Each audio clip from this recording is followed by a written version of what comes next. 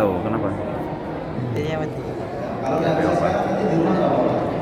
Pertanyaan yang ditulis jawabnya nanti di rumah. Terus yang kedua, berapa jumlah hafalan yang Anda ingin hafal? Sebelumnya ada sebagian saja. Ya. Berapa jumlah hafalan yang ingin Anda hafal? Menghafal 30 juz atau surat-surat pilihan saja? Ya. Menghafal 30 juz atau surat-surat pilihan saja? Biasanya ada orang ya yang ingin menghafal hanya surat-surat tertentu saja. Surah Al-Kahfi, Surah Yasin, Surah Al-Mulk, Surah Al-Rahman, Al-Waqiah dan lain sebagainya. Tapi dia ingin menghafal 30 juz. Hanya surat-surat tertentu saja.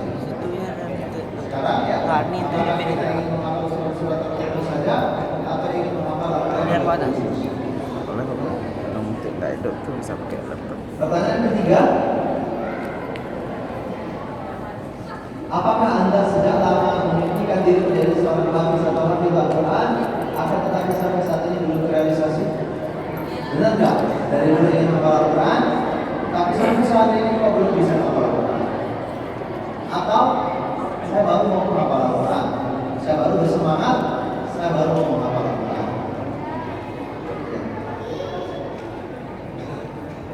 Pertanyaan yang keempat, ya. Kalau yang ketiga ini, apakah benar dari dulu ingin menghafal Al-Quran atau baru sekarang? Nah, itu aja.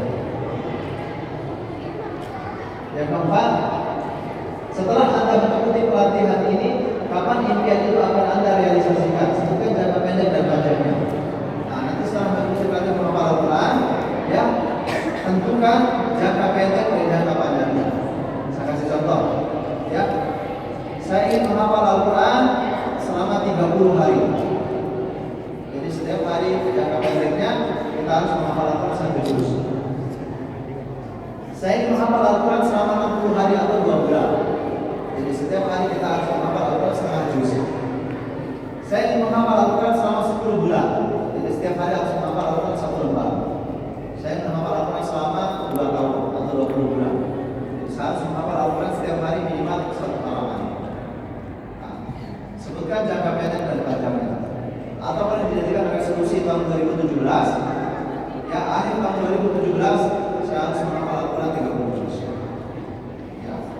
Sebutkan ya jangka pendek dan panjangnya. Kapan Anda ingin menjadi seorang hafiz Al-Quran?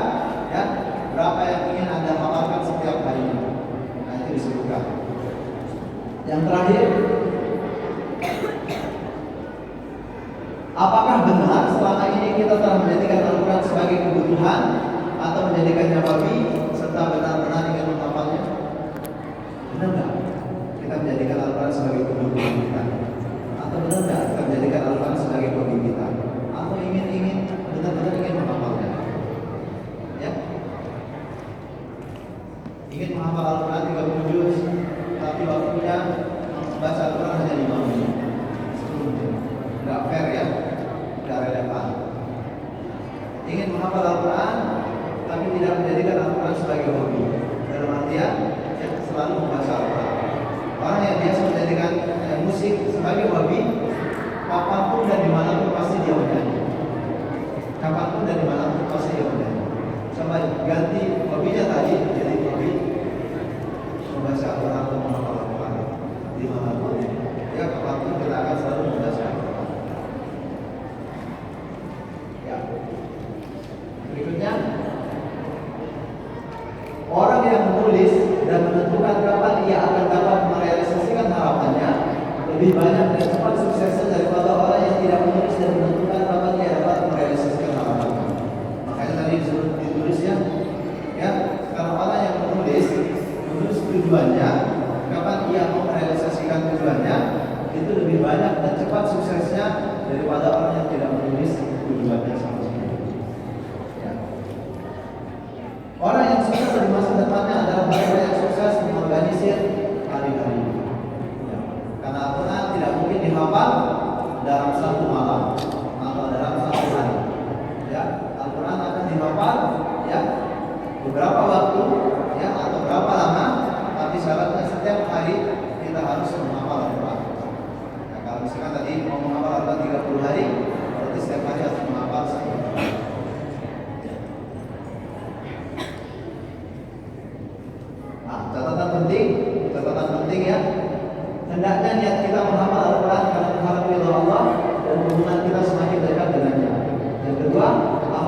sedikit tetapi kontinu lebih baik daripada banyak yang tidak kontinu.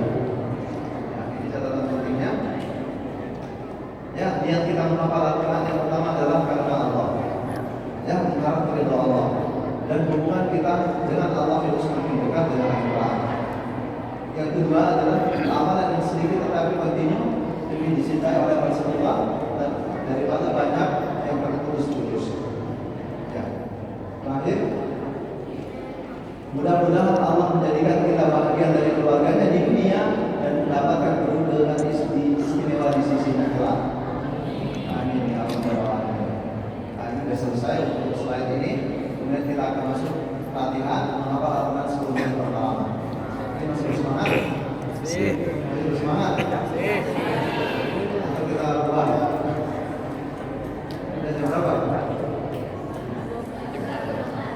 Jam 11? Lewat berapa? Mudah-mudahan bisa ya. Ya, usahakan ya. Tadi itu masih bukan dimasuk. Masih pendahuluan. Kita akan masuk materi inti di sini. Ya, siapkan catatan terbaik, konsentrasi terbaik. Ya, di poin ini jangan ada yang mengantuk. Ya, karena ini momen yang jarang terjadi. Ya, momen yang jarang terjadi.